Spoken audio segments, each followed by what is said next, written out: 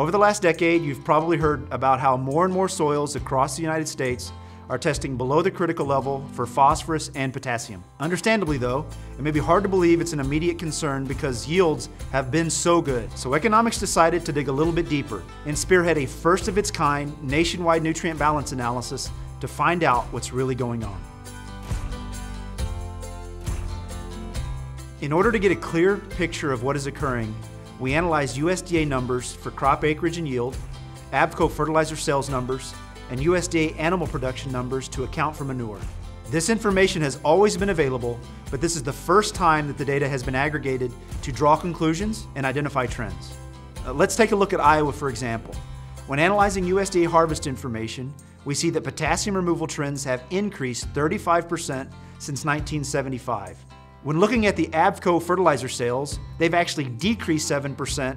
Those two variables, combined with manure data, reveal that potassium balance has decreased a staggering 434%. As a result, it's no wonder IPNI's reported percentage of soils falling below the critical level for potassium has increased from 47% below the critical to now 55%. This clear correlation is the case for many states, but let's take a look at another example that doesn't quite follow this trend. This time, we'll look at potassium levels in Kansas. Similar to Iowa, nutrient removal trends have experienced an increase, in this case by 45%. Fertilizer consumption purchases have also slightly increased, growing by 24%.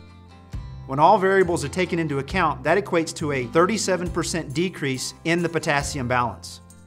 You would expect the percentage of soils below the critical to increase. However, we actually see the percentage has remained steady. So the natural question is, how can this be?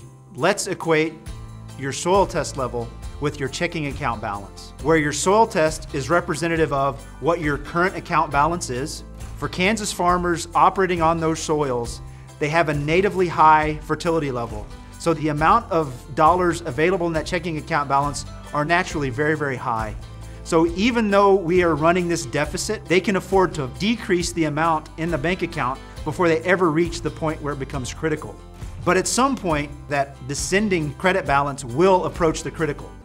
The big takeaway to all of this is, it's easy to get lulled into a false sense of security when yields have been so good. But if you're not prioritizing fertilizer, it's not a question of if your yields and bottom line will be impacted by decreased nutrient levels, but when.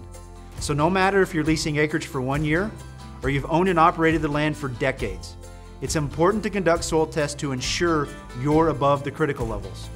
To learn more, check out our newly updated geographic data page and see our state-by-state breakdown of the industry's first comprehensive nutrient balance analysis. It's just another way we're striving to supply you with the information you need to make more informed business decisions.